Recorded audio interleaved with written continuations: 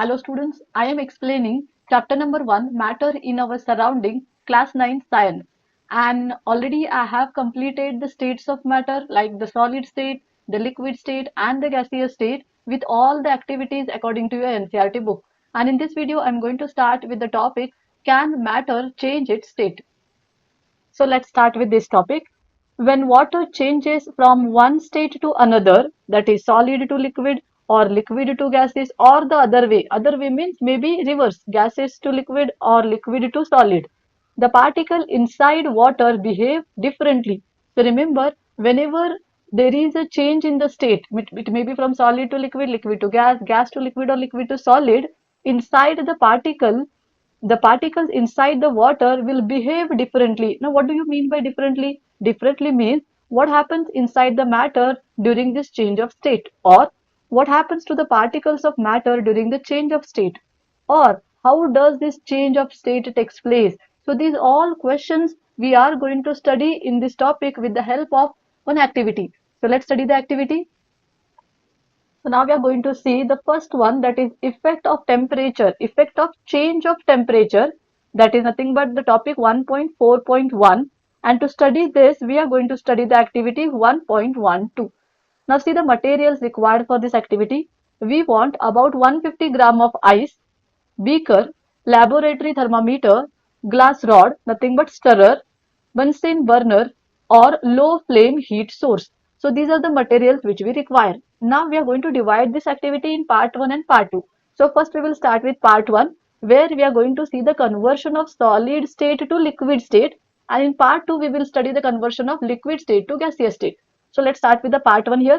So in part 1, as I told, we are going to convert solid to liquid. Now what is the solid state called for water? It is called ice, and the liquid state it is called water, as we all know. Now let's start this. Put about 150 gram of ice in a beaker. So you can see the diagram here I have taken. This is from your NCERT book. So this is beaker. In this beaker I am going to take about 150 gram of ice. So see, this is ice which we have taken into the beaker. Suspend the thermometer bulb in the ice so it touches the ice directly. Now in this we are going to keep a thermometer. You can see here this black color one, it is a thermometer. We have to suspend it in a beaker, and how we have to suspend? It should touch to the ice. Now place the beaker on a low flame. Now take this beaker and you have to keep it on a Bunsen burner. So here it is a burner. This you can see here it is a flame. So this flame should be low. Remember, according to the procedure we have to do this activity. Now keep this flame low and keep our beaker on this flame, that is low flame. Now as the ice starts turning into water, note the temperature. As we start heating, this ice slowly turns into water. Once it starts turning into water, you have to note down the temperature which is shown into this thermometer. You will see it is around 0 degrees Celsius. So in this thermometer, we will get the reading 0 degrees Celsius. Now see here, I'll repeat once again. So what we have done, we took a beaker. In the beaker, we took ice pieces, and this beaker, we have to keep it on a low flame. And then in this beaker, we have to suspend one thermometer, and we have to suspend in such a way that it should touch the ice pieces. Once we start heating, ice will melt and convert into water. Note down the temperature at which ice convert into water. Now next, continue heating gently. So once you see that ice is converting into water, note down the temperature, it will be approximately 0 degrees Celsius, and now continue heating gently. Slowly you have to continue the heating. When all ice has turned into water, note the temperature. Starting temperature we have already noted, and now when you see that all the ice has been converted into water, now again we have to note down the temperature. The temperature remains about 0 degrees Celsius during the melting. So still the temperature is how much? It is 0 degrees Celsius. Means the ice, when the ice started melting, from that time to the time where all ice is converted into water, the temperature remains same, that is 0 degrees Celsius. I'll repeat once again. Once the ice started melting into water, the temperature we have noted it was 0 degrees Celsius, and when all ice converted into water, we did noted the temperature, still it is 0 degrees Celsius. Means in this whole process, conversion of ice into water, the temperature remains, it was same. Now the temperature stays constant at 0 degrees Celsius while ice melts. Heat is used to change the state of ice into water and not to increase the temperature. So what is the meaning of this? When we are heating, We are giving the heat, but still temperature remains constant, that is 0 degrees Celsius. Means the whatever heat we are supplying, that heat is not using to increase the temperature in the thermometer. It is used to convert this whole ice into water. So till this whole ice converts into water, we are supplying the heat. That heat is used to convert the state, not to increase the temperature into the thermometer. This we have to remember. Now we'll see the next. Now we are going to come to part 2. So now what we have in the beaker? Now in the beaker we have water, because all ice we have converted into water. So now we are going to convert liquid to gas. So what is the liquid state for water? It is water, and the gaseous state is called as vapor. So we are going to convert water to vapor. See the procedure? Put a glass rod in a beaker to stir it gently. Now see, the beaker is same. There is a thermometer. There is a low flame burner. Now extra we are going to keep one glass stirrer, that is glass rod. This we are going to use to stir the water continuously. Why we have to stir? Because whatever heat we are supplying, that heat will be transferred uniformly to all over the water, and that's why we have to continuously keep one glass rod for the stirring. Now see, this helps the water to heat evenly. Just now I told. Now increase the flame and heat the water. Now starting it was low flame. Now we have to increase the flame and start heating the water. Water will start boiling. How you are going to understand that water has started boiling? You can see the bubble appearing into this beaker. So when you started heating, when you increase the flame, water will start boiling because it forms a bubble into the beaker.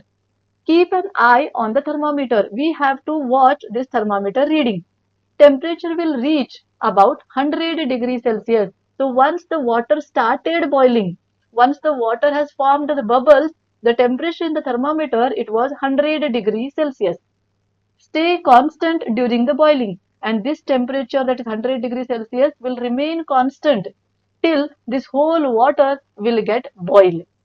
Continue heating, most of the water will turn into vapor.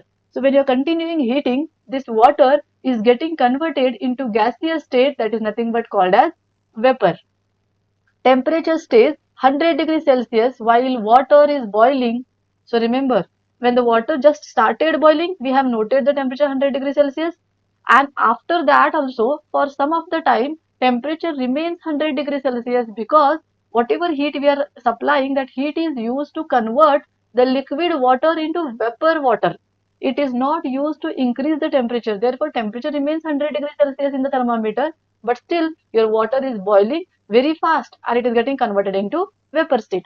So heat energy, whatever heating we are doing, that heat energy is used to change water from liquid to gas and not to increase the temperature. So students, just now I told, whatever heat we are supplying, that heat is used by this water to convert into vapor state. And that's why temperature in the thermometer is same, it is constant.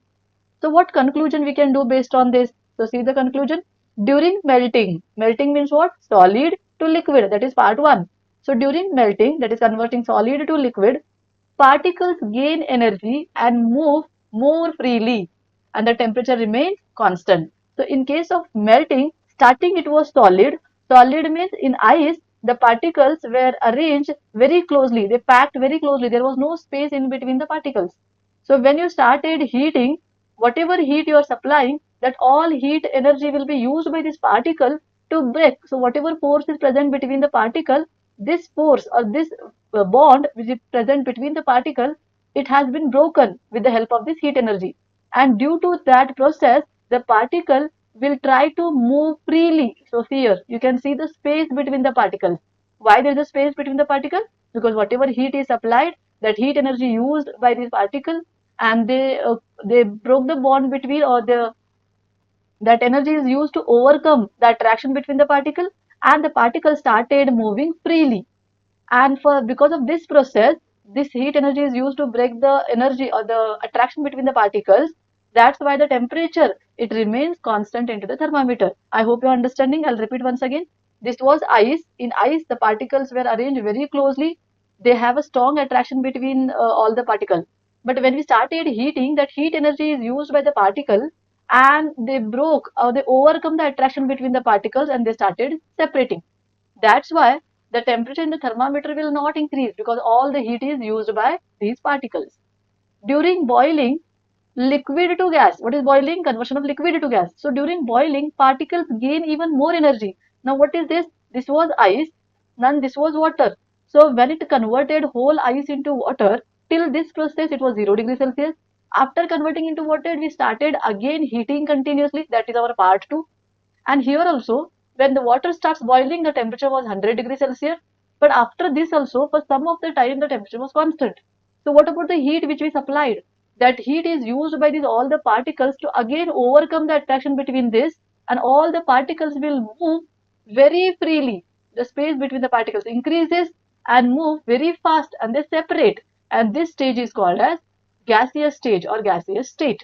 So for this process also, all the heat which we supply it is used, and that's why the temperature remains constant into the thermometer during this change. So what is the note? Heat energy is used to change the state, not to raise the temperature while changing happening.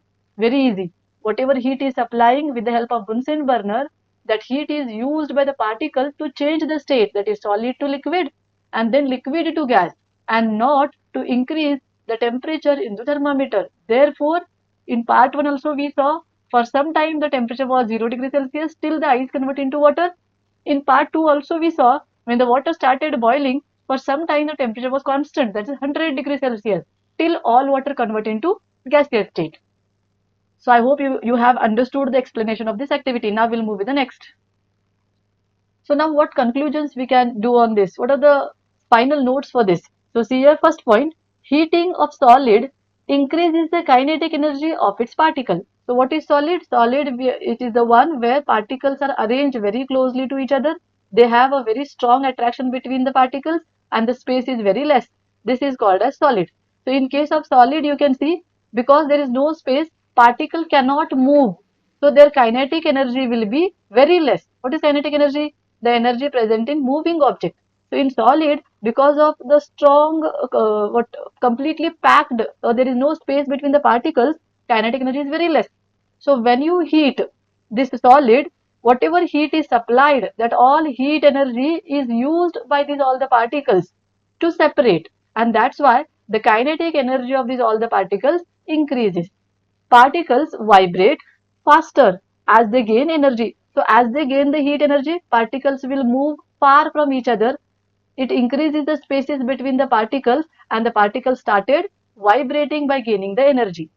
Heat energy overcomes the forces holding the particles. So this heat energy, whatever we are supplying, that will overcome the forces holding the particles. See here, in this, all the particles are holding tightly because of some of the energy which is present between the particles. But because of this heat energy, this will overcome the forces present in this particle and the particles will become free. And therefore, solid will convert into liquid. So I'll see the notes. Particle leave fixed position and start moving freely.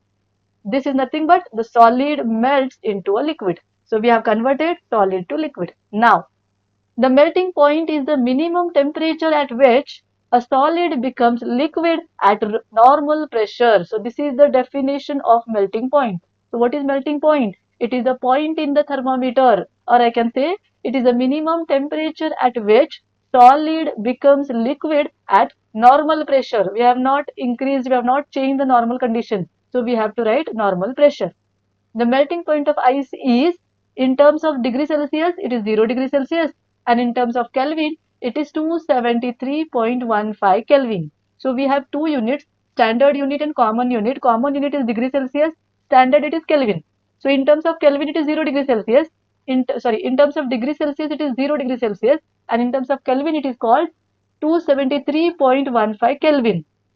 And remember, melting, the process melting is also called as fusion. So fusion is nothing but melting. So what is the definition of melting point? It is the minimum temperature at which solid becomes liquid at normal pressure. Now, during melting, temperature stays the same even though heat is applied. So just now I had explained on the last page. When the melting process started, for some time, till all solid becomes liquid, till this whole solid, a whole particle separate and becomes liquid, temperature remains same. Even we are supplying heat, but still temperature remains constant. This heat energy is called latent heat of fusion. So whatever heat we are supplying, where it is going then? This heat is used by the particles to overcome the forces. So this heat is hidden in between the particles, and that heat is called as latent heat of fusion. The heat does not increase the temperature. Instead, it is used to break the forces holding the ice particles together. Once all the ice melt, the temperature of water can start rising again. So whatever heat we are supplying, that all heat will not be used to increase the temperature in the thermometer. It is used to break the forces present between these particles so that all ice convert into liquid. So this hidden heat is called latent heat. Latent means what? Hidden. So all heat we are supplying, that all heat will be hidden somewhere in between the particle. So it is called as latent heat. But the process is what? It is fusion. We are converting ice into water, solid into liquid. So that's why we are saying latent heat of fusion. So see the definition, very important. Latent heat of fusion is the amount of heat required to change 1 kg of a solid into liquid at its melting point under normal pressure. It is called as latent heat. I hope you have understood the definition. Many of the time this question will be asked. So latent heat of fusion means what? It is the hidden heat, right? So therefore, the amount of heat required to change 1 kg of a solid into liquid at its melting point under normal pressure. So this is the definition of latent heat of fusion at 0 degrees Celsius, nothing but 273 Kelvin. So it actually the value is 273.15 Kelvin, but maximum many of the times 273 Kelvin is used. So therefore 0 degrees Celsius, or it is also called as 273 Kelvin. Remember, degree Celsius is the common unit, Kelvin is the standard unit. So both are same. So at 0 degrees Celsius or 273 Kelvin, water particles have more energy than ice particles, even though the temperature is same. Very, very important point. See here, at this temperature, that is 0 degrees Celsius, the particles, water particles have more energy than ice particles. Why? Because when ice is converted into water, these all particle will gain that hidden heat or extra heat which we are supplying. And that's why at this temperature, water particle will have more energy compared to ice particle. So this was about the latent heat. So I hope you understood this topic, that is change of state, and in this topic we have studied the effect of temperature on the change of state. So if we increase the temperature, how the conversion of state, that is solid to liquid and liquid to gas, takes place with the help of ice we have studied. I hope you will understand these all the notes and this whole activity. After watching this video, write these all the points in your notebook, so it will be easy to prepare your own notes for exam. So if you like my videos, share my videos with your friends, and if you are getting little bit also benefit from these all the videos, please consider subscribing my channel. Thank you so much.